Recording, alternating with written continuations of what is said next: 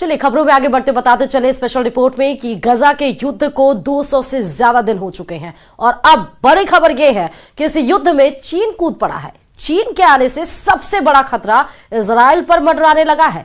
चीन ने फिलिस्तीनियों के दो गुटों हमास और फतह का आपस में समझौता करा दिया है। इस बड़ी डील के बाद अब गजा से लेकर तेल अवीव तक इजराइल को डबल अटैक की वार्निंग मिली है। देखिए रिपोर्ट।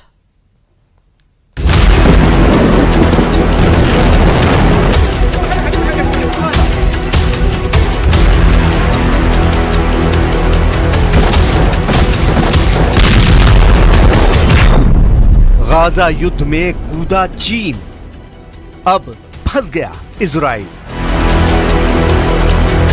200 दिन की जंग के बाद इजराइल के लिए गाजा युद्ध एक बार फिर नासूर बनता जा रहा है।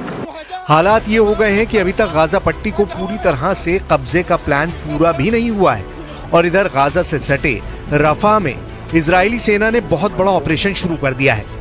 पिछले 15 दिनों के अंदर इजरायली सेना ने रफा में 2 जबरदस्त और बेहद खूनी हमले किए हैं, जिससे सबसे ज्यादा फिलिस्तीनी महिलाएं और बच्चे मारे गए हैं।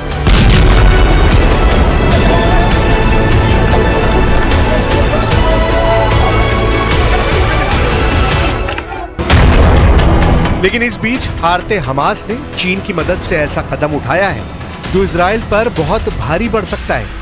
दावों के मुताबिक गाजा युद्ध में एक तरह से चीन कूद पड़ा है और चीन ने अब हमास के लड़ाकों और फिलिस्तीन में मौजूद फतह समर्थकों को एक साथ एकजुट कर रहा है ताकि गाजा युद्ध में हमास के लड़ाकों और फिलिस्तीनियों को बचाया जा सके। हम आपको बता दें कि इजराइल के 2 दुश्मनों की चीन ने दोस्ती करा दी है। हमास और फतह अब मिलकर इजराइल का मुकाबला करेंगे।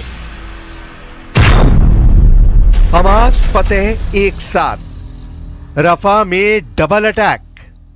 应中方邀请，巴勒斯坦民族解放运动和伊斯兰抵抗组织代表日前来京磋商，就推进巴内部和解、深入坦诚对话。 हम आपको बता दें कि फिलिस्तीन में 2 गुट हैं जो फिलिस्तीनियों के हक के लिए जंग कर रहे हैं। ये हैं फिलिस्तीनी समूह फतह और हमास।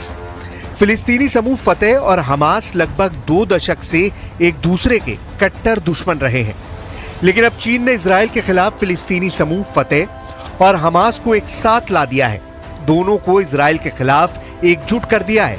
चीनी विदेश मंत्रालय के प्रवक्ता लिन जियान का दावा है कि फिलिस्तीनियों की खातिर फतह और हमास ने दुश्मनी भुलाकर एक दूसरे से हाथ मिला लिया है ताकि इजराइल के हमलों का मुकाबला गाजा और रफा में किया जा सके।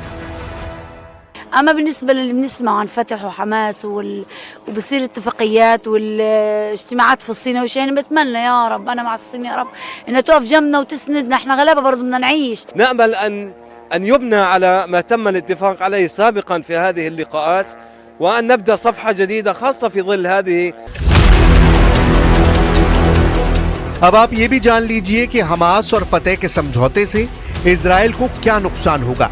पश्चिमी मीडिया के मुताबिक और कुछ गाजा युद्ध के जानकारों के मुताबिक अभी तक इजराइल की खुफिया एजेंसी मोसाद और शिन बेत गाजा में इसलिए कामयाब हो रही हैं क्योंकि हमास लड़ाकों की मुखबरी में फिलिस्तीनी गुट फतह समर्थकों का जबरदस्त हाथ था जो हमास के टॉप कमांडर्स की मुखबरी कर रहे थे।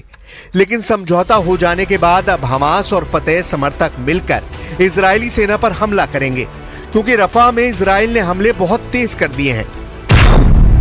जरा इस एनिमेशन से समझिए क्यों रफा में इजरायली ऑपरेशन को खूनी युद्ध कहा जा रहा है।